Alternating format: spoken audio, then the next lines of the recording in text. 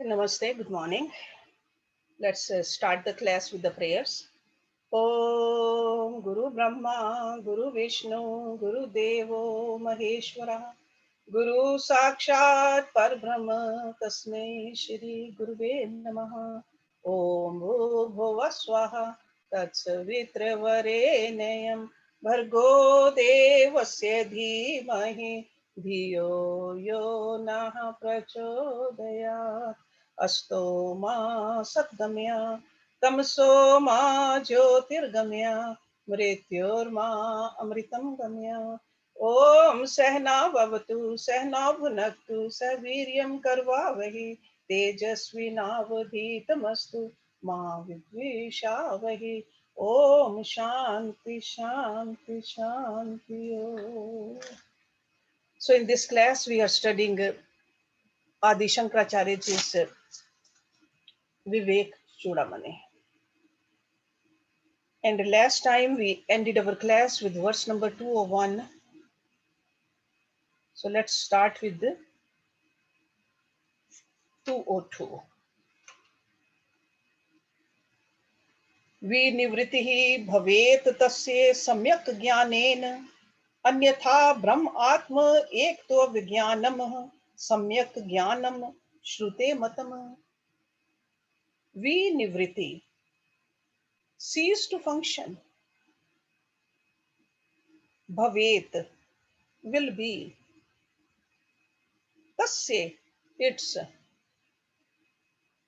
Samyak jnanen, by the right knowledge.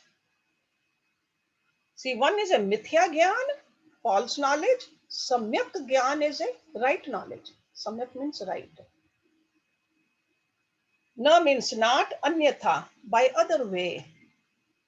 Brahma Atma Ekatva Vijnanam, the realization of the identity of the Brahma and Atma. Brahma Atma Ekatva. Samyak Jnanam, right knowledge. Shrute, of the Shruti, the scriptures. Matam means declaration. Matam.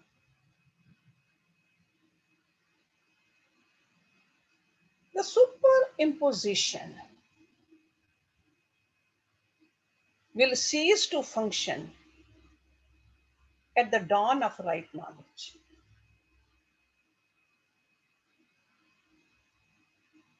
And in no other way. So it's like when the right knowledge is, only then the mithya jnana will go away. According to the scriptures, realization of the identity of the soul and Brahma is right knowledge.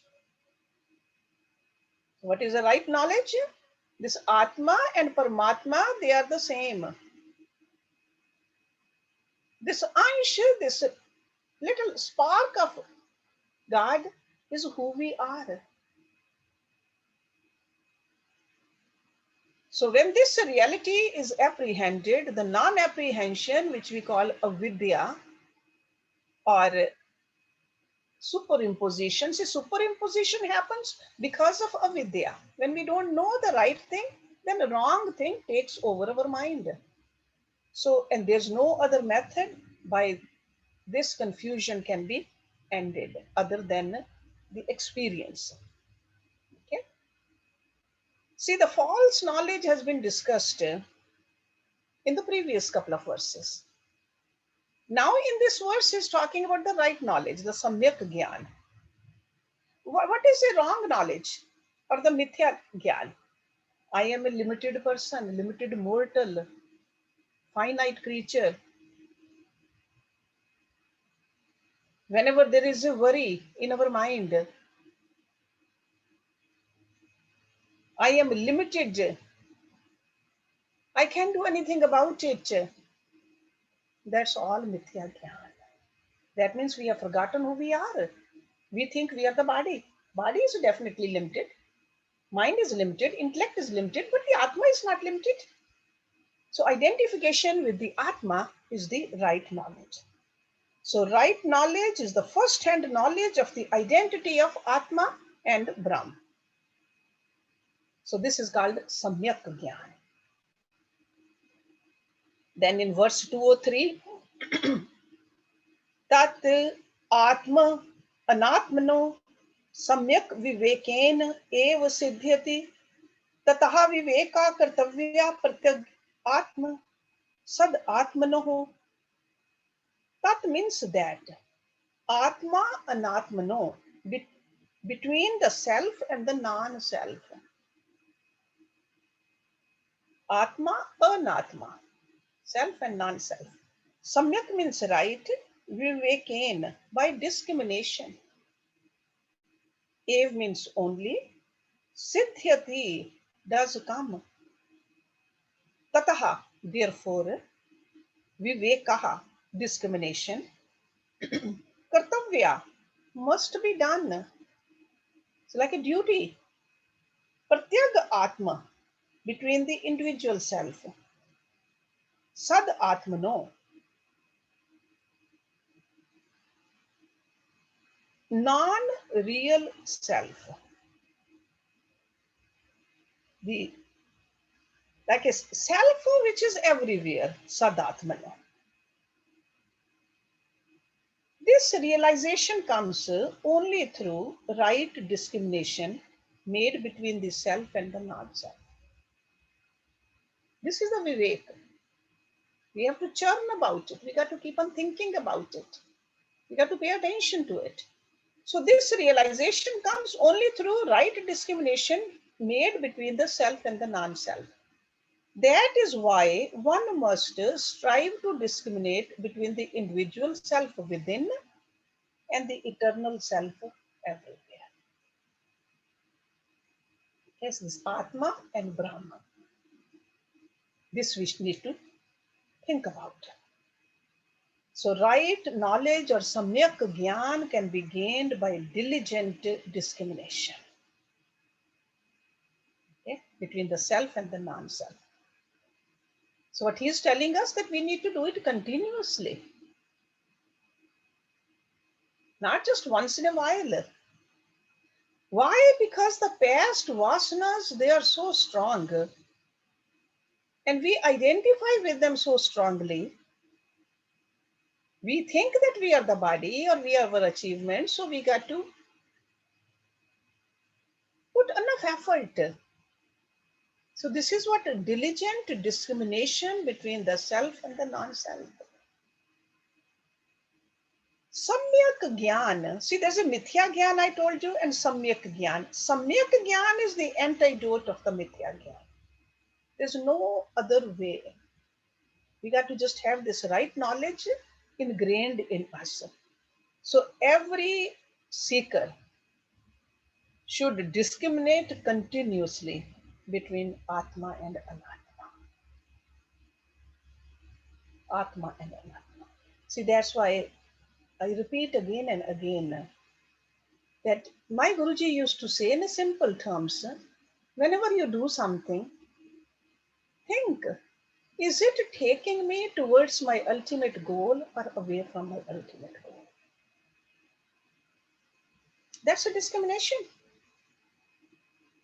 That makes us do the right thing. At that time, we are thinking about the ultimate goal, which is Brahma. And ultimately, this direct realization dawns in our heart. But we have to make this a practice also. Jalam pankvat atyantam pank upaya. Jalam sufutam यथा भाति तथा आत्मा अपि दोष अभावे सफुट प्रभ जलम water पंकवत muddy atyant pank apaye when the mud has been completely removed apaye again jalam means water sufutam clear transparent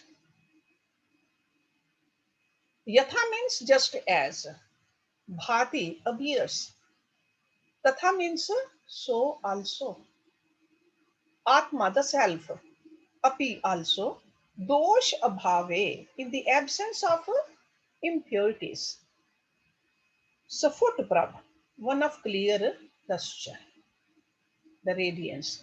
Safut prabh. Water which is extremely muddy appears as a transparent water when the mud has been removed. So too, the Atma manifests its clear lustre when the impurities have been removed. Okay, so water is clear in its essential nature, but when it holds mud in suspension, we call it a muddy water, and we don't see the clarity of the water. But if we take a sample of muddied water and remove all the mud out of it, what is remaining? A pure, crystal clear water. So he's giving us an analogy over here. He says, just like that, Atma is ever immaculate. We think that they are impurities, but impurities are only of the impurities of the vasanas, old impressions. They create the agitation. But when we remove those, what is remaining?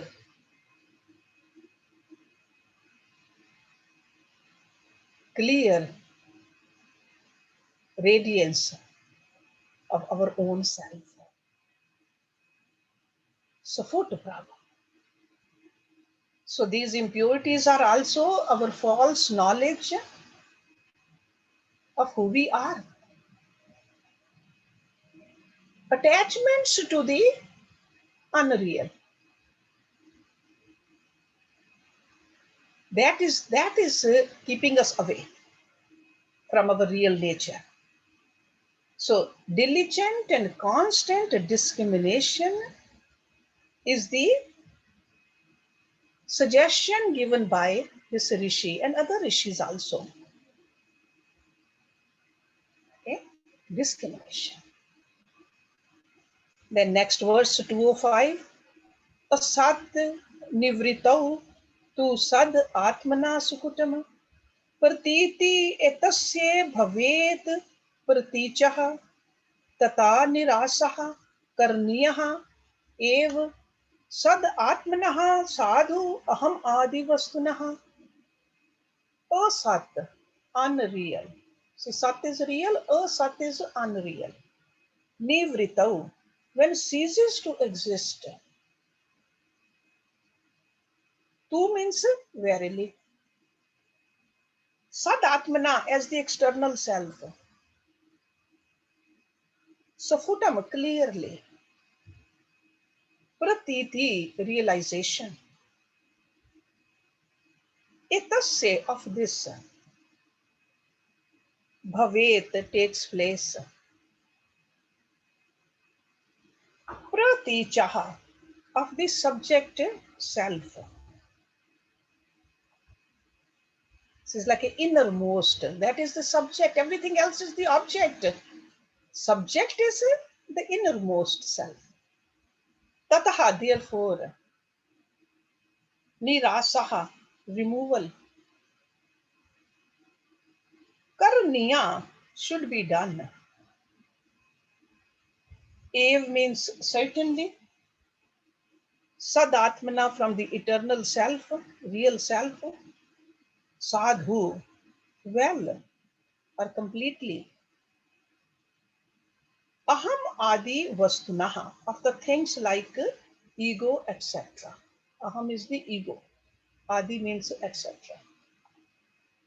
So all the things which begin with ego, this very individual self is clearly realized as the eternal self when the unreal ceases to exist. Okay?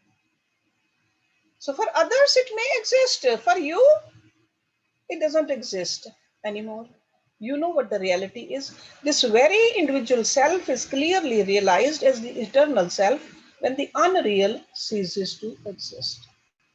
So one must strive to completely remove the ego, etc., from the eternal self.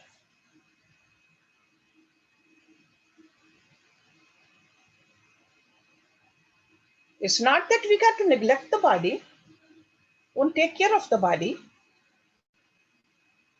but where our preoccupation is,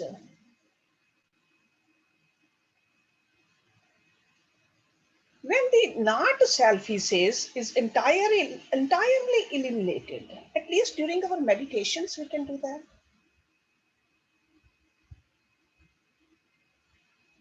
Could be 10 minutes, 15 minutes, half an hour of meditations. The same ego will be recognized as the pure self, Sad Atma. So this false self will stop having a strong grip on you.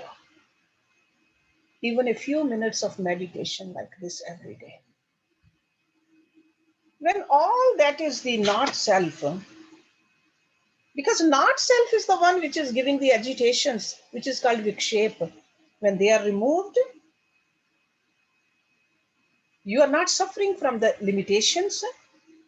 You will cognize the Brahma because it is there. Just like he gave us the example. When we remove the mud out of the water, water is there. Clear water is there.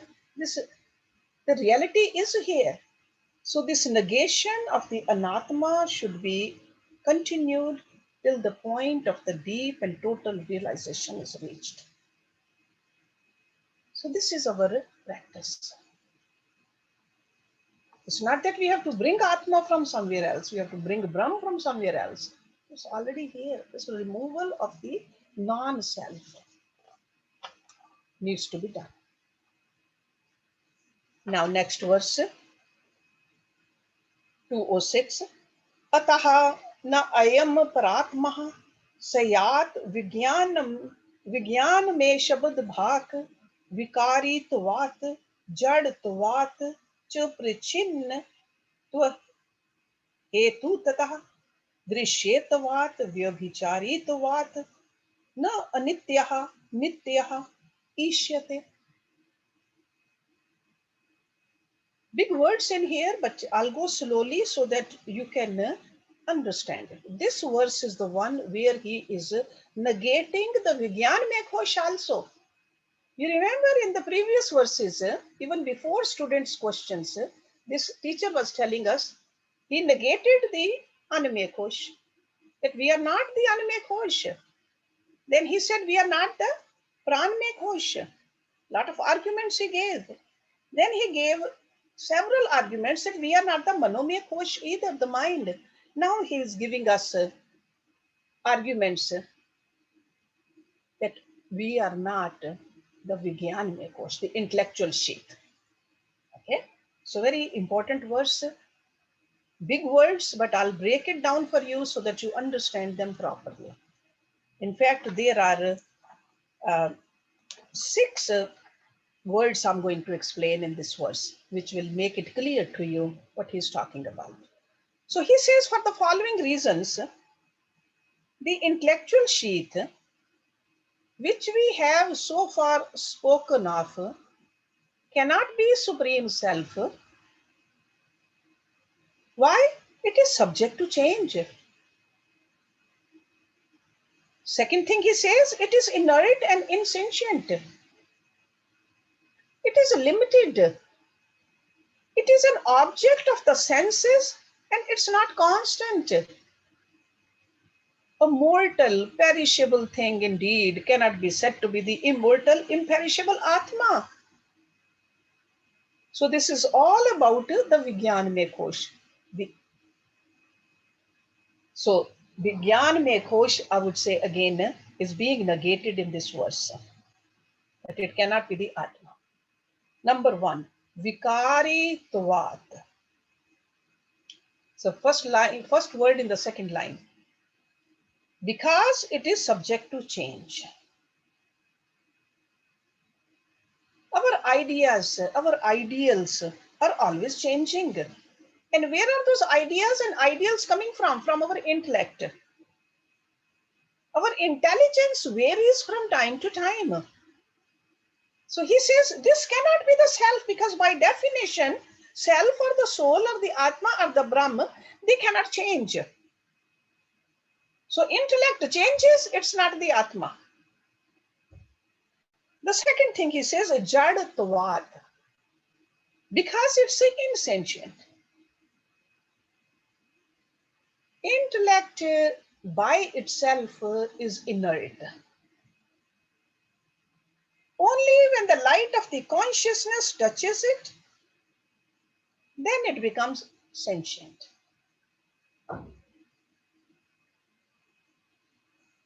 Only then we can discriminate, only then we can judge, etc.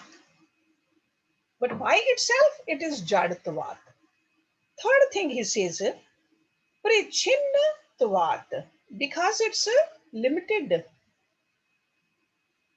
Atma is unlimited, just like Brahman is. Intellect is limited. Every intellect has its limitations.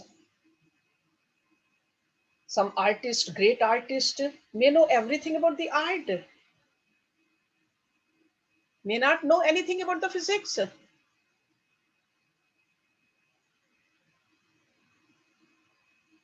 A genius in physics and science will know everything about that, but may not know much about the politics.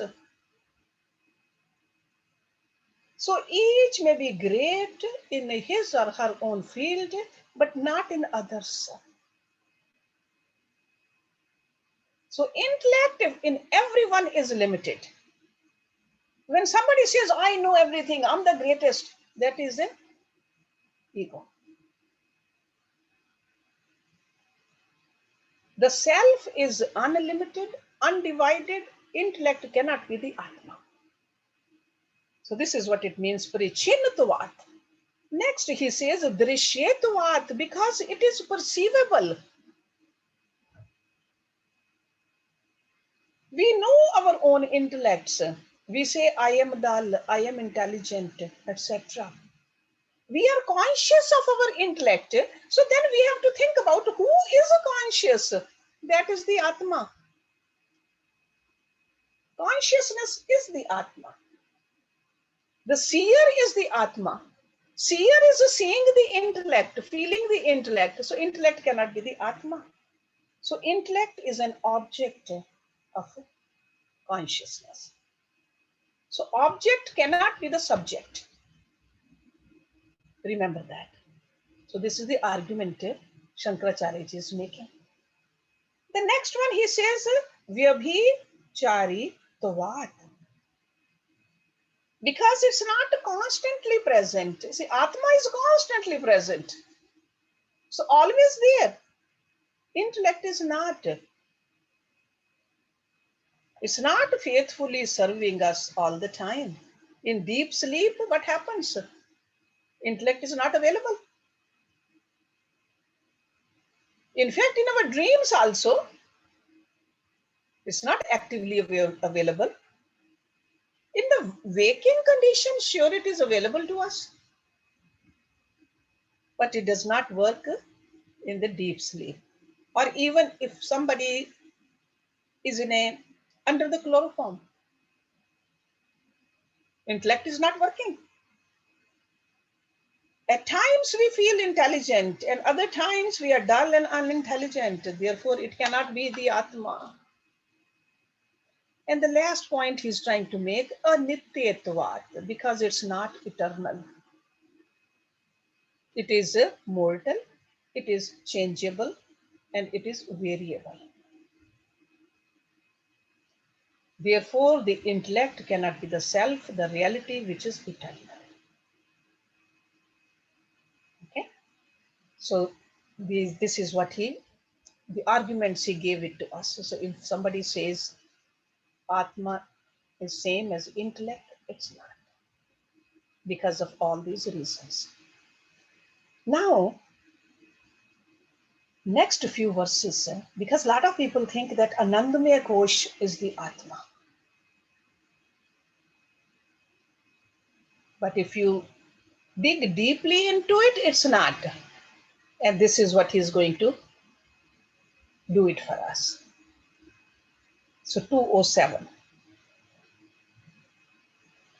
आनंद प्रतिबिंब चुंबित तनु वृत्ति तमो जिम्रेंता सयात आनंद मेया प्रिया आदि गुणकः स्व इष्टार्थ लाभोदय पुण्यस्य अनुभवे विभाति कृति नाम आनंद रूपः स्वयं सर्वानंदति यत्र साधु तनुभृत मात्रः प्रयत्नं विना. Again, a pretty big verse. Anand pratibimb, reflection of the bliss. Chumbit tanu, softly touched by. Chumbit. Vritti, modifications. Tamo jrimbhata, risen from tamas.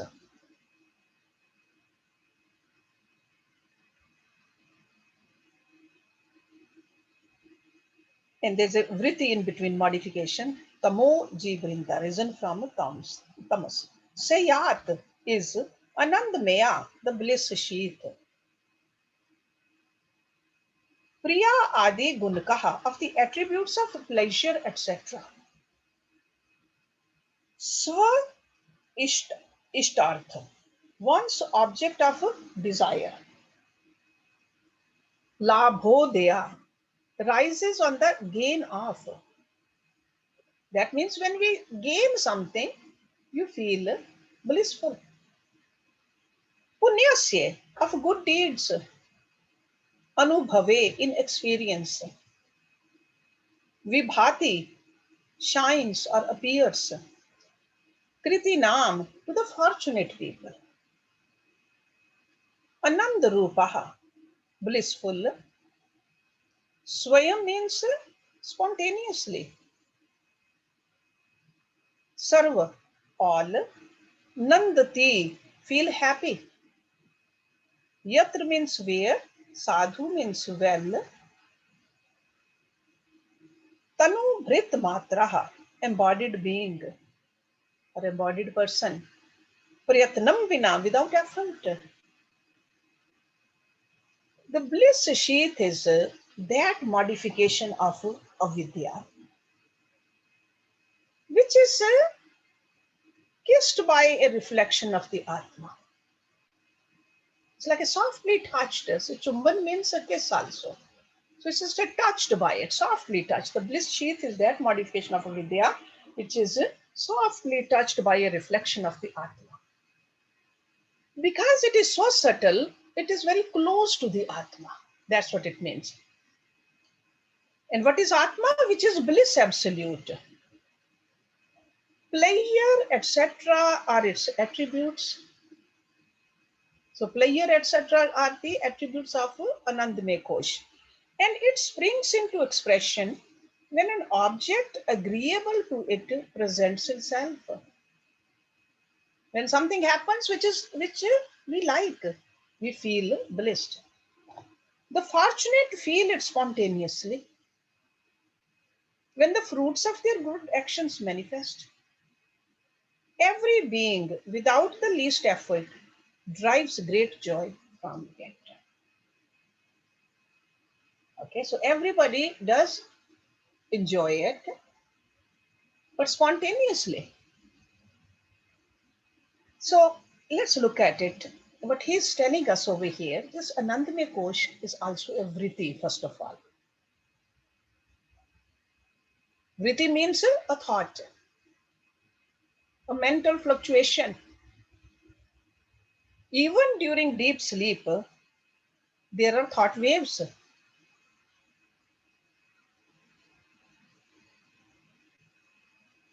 When a person is in samadhi,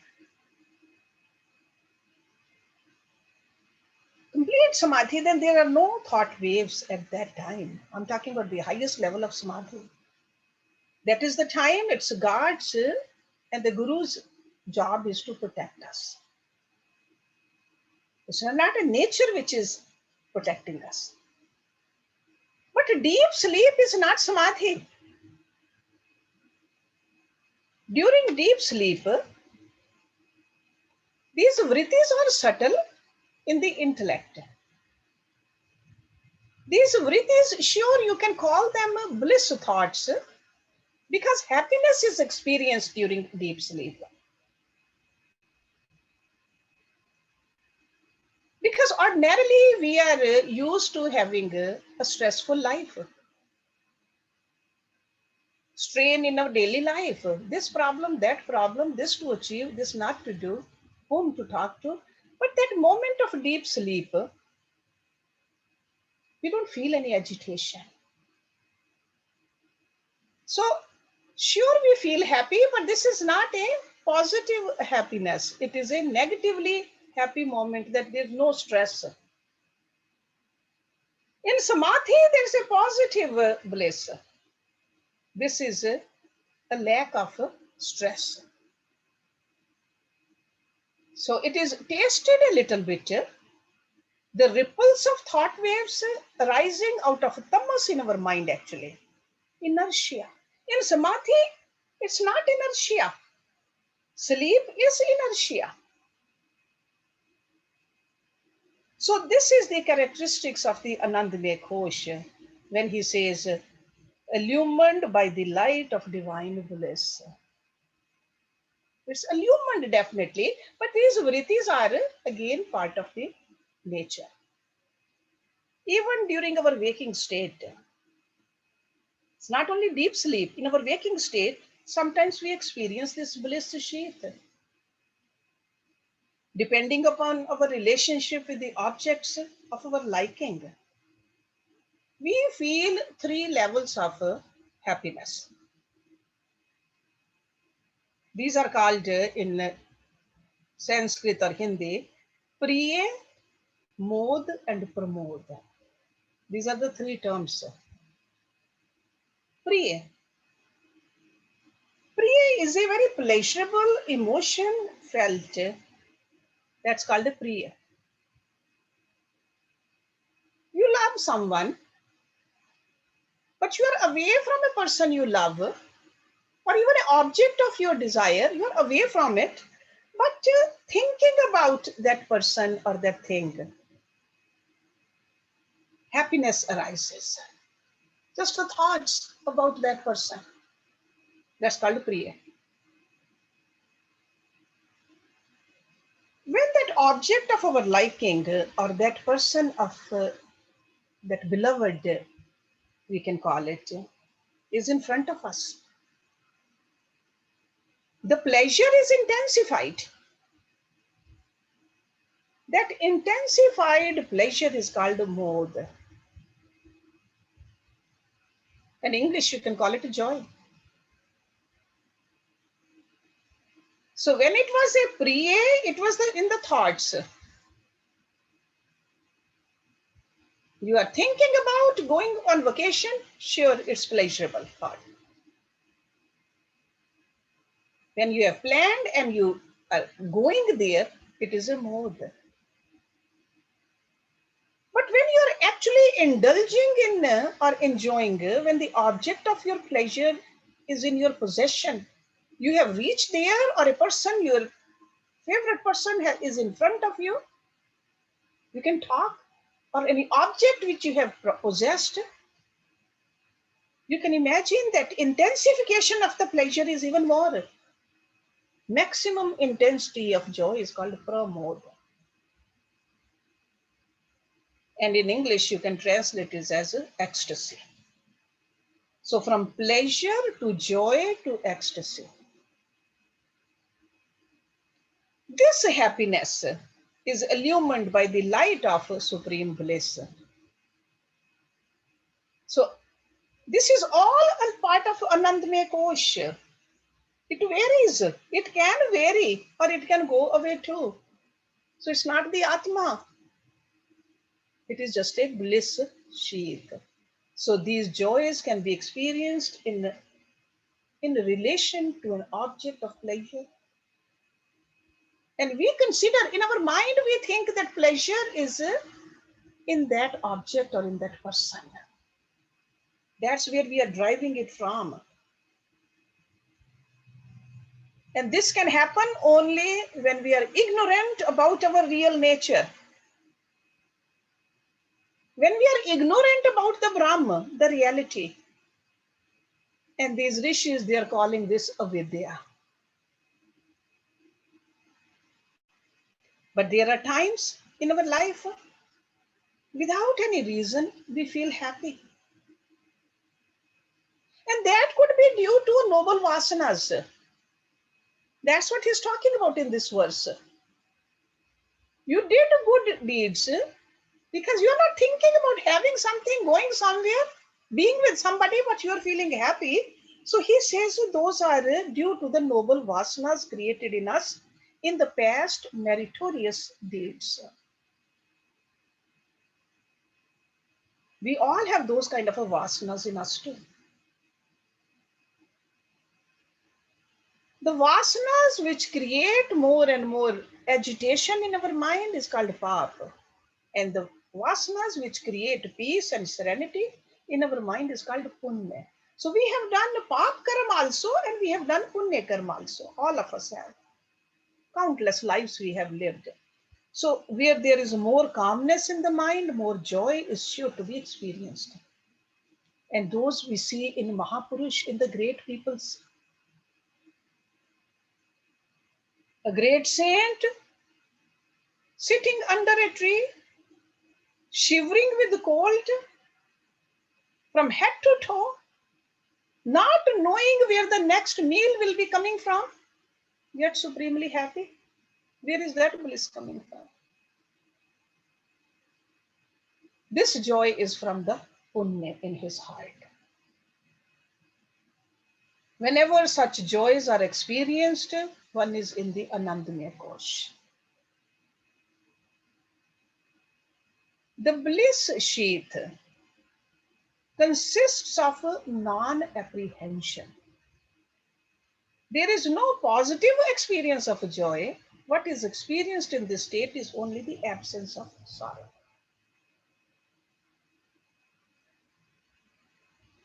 All that we know is either sorrow or slight absence of it.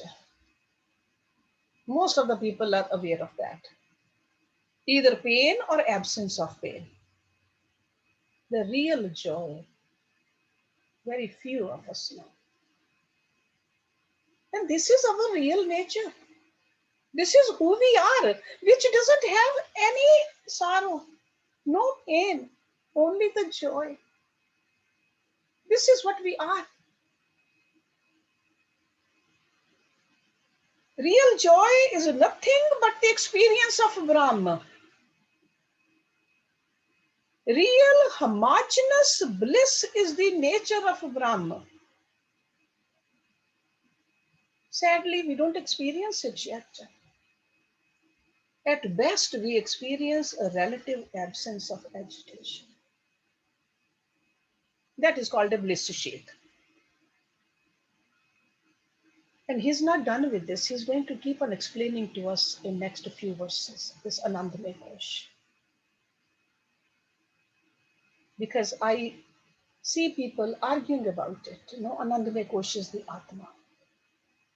But this great teacher has gone through so much effort putting it into words with the examples which are very clear to us to know the truth. Let me do one more verse and then we'll stop it here.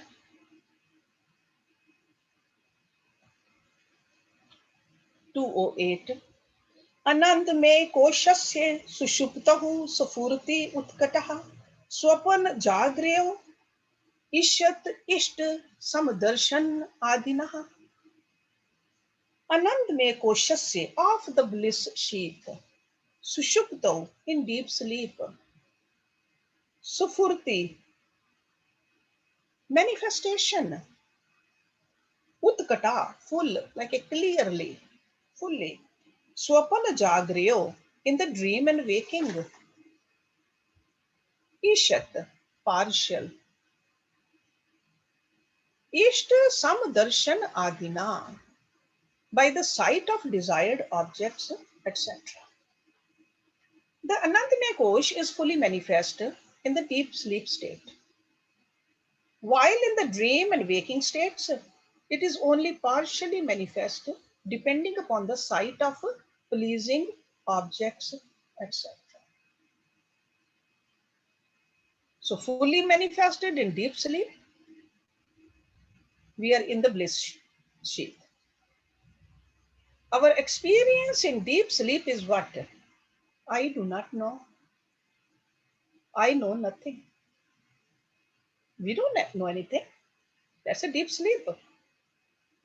So that is the only experience we have in deep sleep.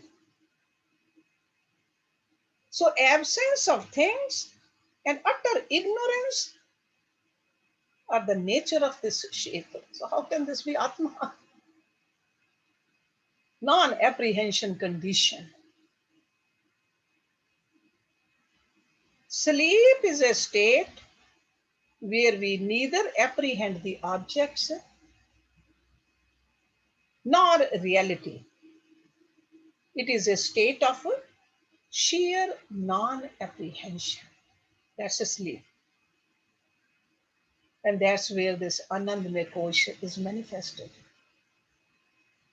So then he says in the dream and the waking conditions, it manifests a little bit whenever we see something, we feel something pleasant. That's also Anandamaya Kosh. Ananda comes from the Anandamaya Kosh.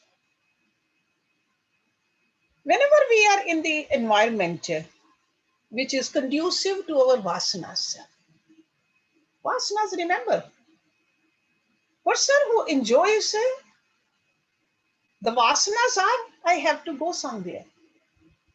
Gone to that place will feel pleasurable. Another person loves to smoke.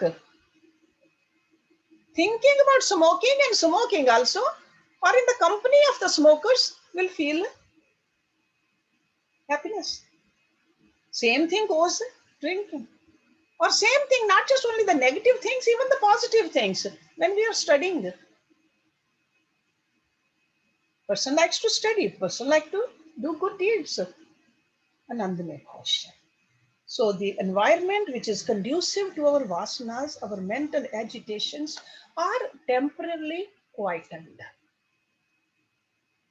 So when the agitations are quietened, we feel blissful. We experience a flicker of joy. We are not, our real nature is not a flicker of joy. Our Atma is ever shining, ever joyful. So this is just a slight expression of the Anandamaya Kosh. Because this joy depends on the objects, the circumstances around. Another term for this is Vishay Ananda. Okay? So it's not a Atmananda. It is not a Brahmananda. It is just a Vishay Ananda. The joy we get from sense pleasures is but a drop, or I would say drip drop, from the ocean of infinite bliss, where we have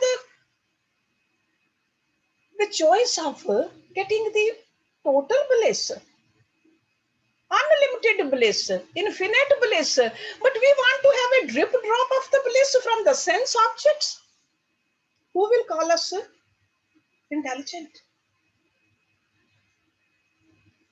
It's almost like we feel good when we overpower others. We want to just get to some of the energy from them, where this energy is everywhere. Why do we want it from? Why we want to become a beggar? Okay, so Anandamaya Kosh, and he's going to explain it further with beautiful terms. We'll see it next week, but I think I have already gone over my time. So let me do that Shanti Mantra and we can discuss some of these verses if you want to. And then I think Kamla is the one who's going to sing today. Om Purnamada Purnamidam Purnat Purnamudachyate पूर्णस्य पूर्णमदाय पूर्णमेवावशिष्यते. Om Shanti Shanti Shanti Om. Thank you very much for listening, coming.